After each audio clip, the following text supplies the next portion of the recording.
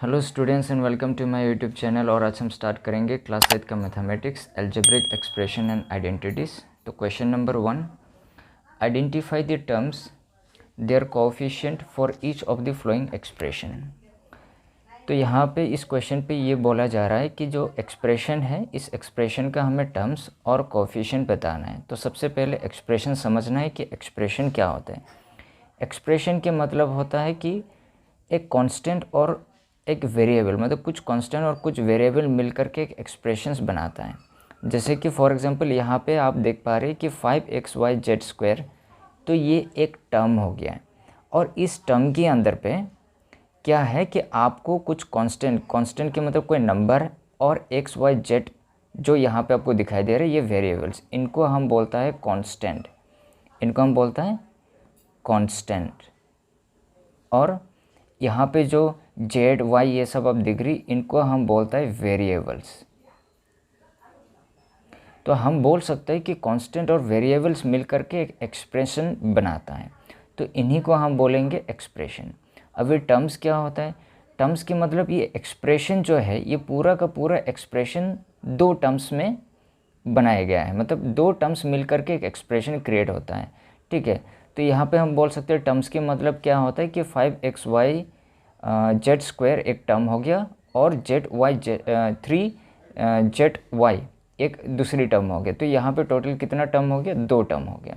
और इनका कोएफिशिएंट, अभी कोएफिशिएंट के मतलब क्या होता है कि इस वेरिएबल के आगे पे जो नंबर है जिसको हम कांस्टेंट बोलते हैं, उस कांस्टेंट वाला नंबर पे यहाँ पे हमें लिखना पड़ेगा, जिसको हम कोएफिशिएंट बोलेंगे। ठीक है, तो चलिए स्टार्ट करता है कि इनको कैसे फिलअप करना है। अभी जो टर्म्स है, ये यहाँ पे आप देख पा रही है कि जब भी प्लस हो या माइनस हो, तो यहाँ पे क्या करता है, टर्म्स को डिवाइड कर देता है, मतलब सेपरेट कर देता है। तो इसका मतलब है कि यहाँ पे एक टर्म है और यहाँ पे एक टर्म हो गया। तो हम पूरा दोनों टर्म्स लिखेंगे कि 5xyz² एक टर्म हो गया है, और ये नंबर के साथ, ठीक है, इस एक्सप्रेशन ये टर्म के साथ माइनस भी है, तो इसीलिए आपको माइनस भी लिखना पड़ेगा, -3z और y। तो ये टू टर्म्स हो गया। अभी इनका कोएफिशिएंट आपको लिखना पड़ेगा। इनका कोएफिशिएंट क्या है, आप देख सकते हैं इस टर्म का या ये जो एक्सप्रेशन है, इस टर्म का जो आगे पे जो है नंबर, उन्हीं को हम क्या बोलेंगे?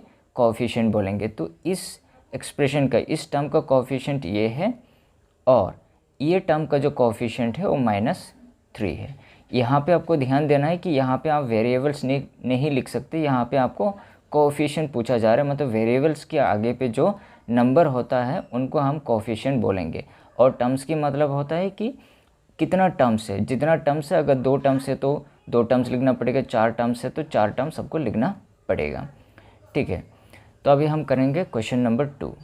यहाँ पे 1 + x + x²। तो यहाँ पे हमारा कितना टर्म है? यहाँ पे एक टर्म, दो टर्म और थर्ड टर्म। तो हम लिखेंगे 1, फिर हम लिखेंगे x, और फिर हम लिखेंगे x²। तो यहाँ पे टोटल 3 टर्म्स हो गया। अभी 3 टर्म्स का कोएफिशिएंट क्या होता है? कोई भी नंबर जब अकेले होता है तो इसमें आपको ध्यान देना है, एक अकेले नंबर को हम कांस्टेंट बोलता है, और कांस्टेंट का कोई कोएफिशिएंट नहीं होता है।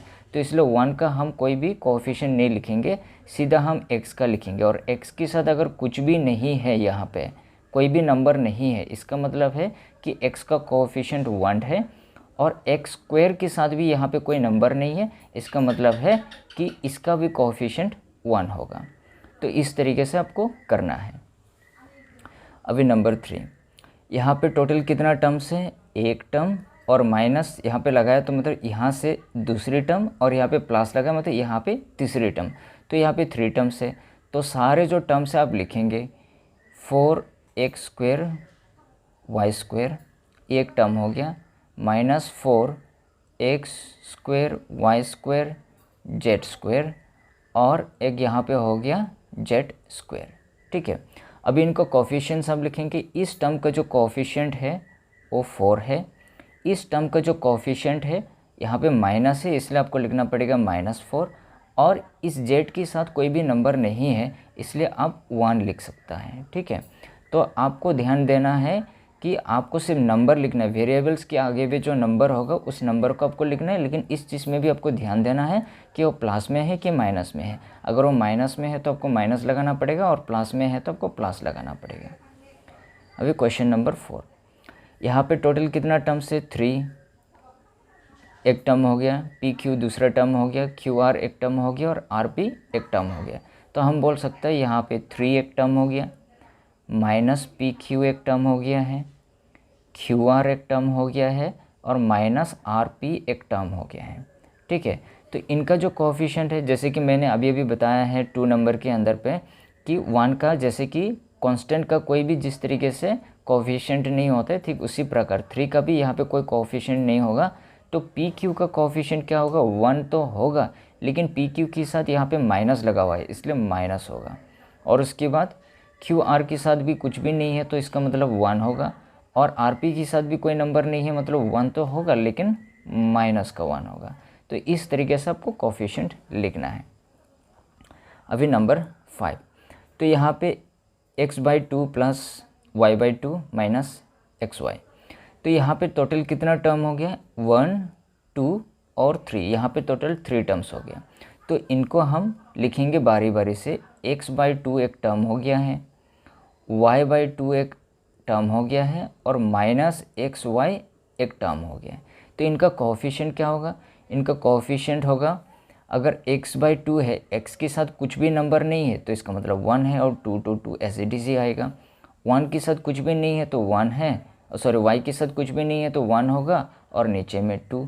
और यहाँ पे x का जो वेरिएबल्स हैं इनमें भी कोई नंबर नहीं है मतलब 1 होगा और साथ में माइनस होगा। ठीक है, तो आई होप स्टूडेंट्स आपको समझ में आ गया किस तरीके से आपको टर्म्स के अंदर, किस तरीके से एक्सप्रेशन के अंदर टर्म और कोएफिशिएंट्स किस तरीके से आपको आइडेंटिफाई करना है। ठीक है, तो identify the terms their coefficients for each of the following expression.